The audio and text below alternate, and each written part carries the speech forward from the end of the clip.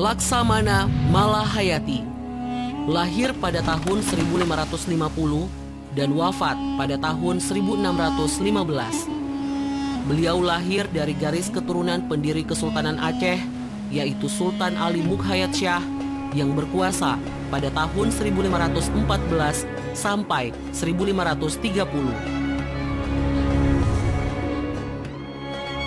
Demi menggapai tujuannya untuk menjadi laksamana hebat seperti ayahnya, Malahayati mengikuti pendidikan kemiliteran di Mahat Baitul Maqdis, sebuah akademi militer yang didirikan oleh Kesultanan Aceh pada saat itu. Tidak berselang lama setelah memasuki akademi, kecerdasan dan kecakapan Malahayati dalam latihan dan pendidikannya di Mahat Baitul Maqdis mulai banyak diakui oleh laksamana dan perwira yang menjadi pelatih para taruna di akademi. Pada saat pendidikannya di Mahat Baitul Maqdis, Malahayati bertemu dengan teman masa kecilnya yang berujung pada pernikahan dan dikaruniai seorang anak perempuan.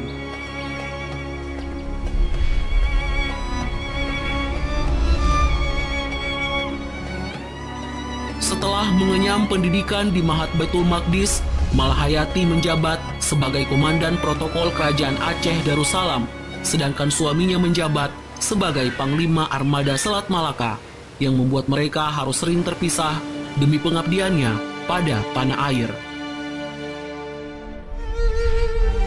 Pada saat pertempuran yang terjadi di Teluk Haru, malangnya Malahayati kehilangan suaminya yang meregang nyawa pada pertempuran itu. Pasca kematian suaminya, Malahayati diangkat menjadi laksamana Armada Selat Malaka menggantikan suaminya. Tidak berselang lama setelah kematian suaminya, Malahayati kembali dihadapkan dengan tragedi yang sangat memilukan. Saat sedang menikmati pemandangan laut yang indah bersama putrinya, kapal yang dinaiki Malahayati diserang oleh sekelompok perompak. Para perompak berhasil merebut anak perempuan satu-satunya dari pelukan Malahayati.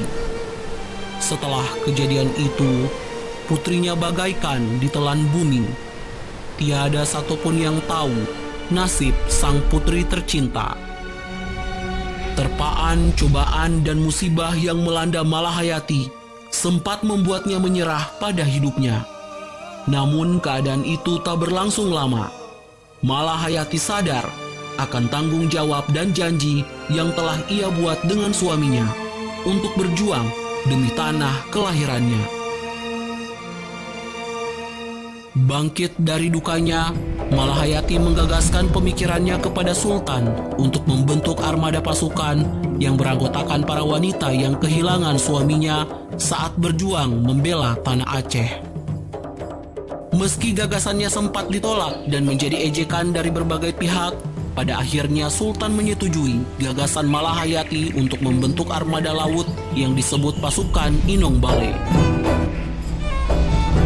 Pasukan Inong Bale dipimpin langsung oleh Malahayati.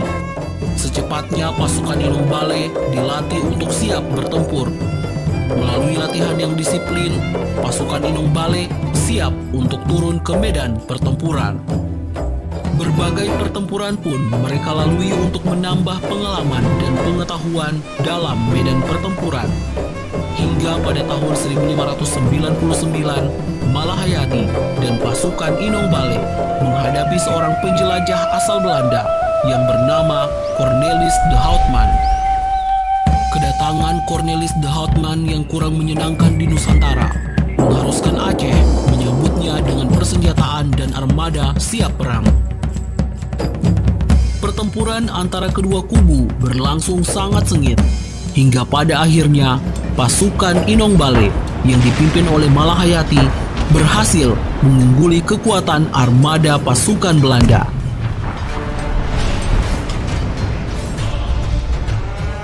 Peperangan sampai pada puncaknya.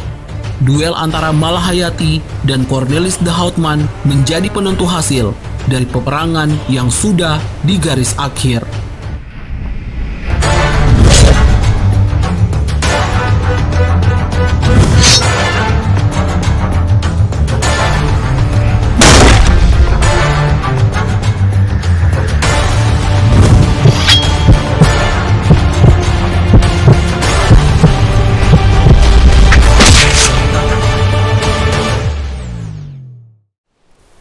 Tumbangnya Cornelis de Houtman menjadikan pertempuran berakhir dengan kemenangan bagi pasukan Inong Bale yang dipimpin oleh Malahayati.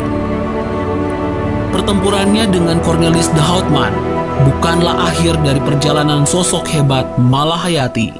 Malahayati masih terus berjuang hingga Sang Maha Kuasa mengistirahatkannya pada tahun 1615.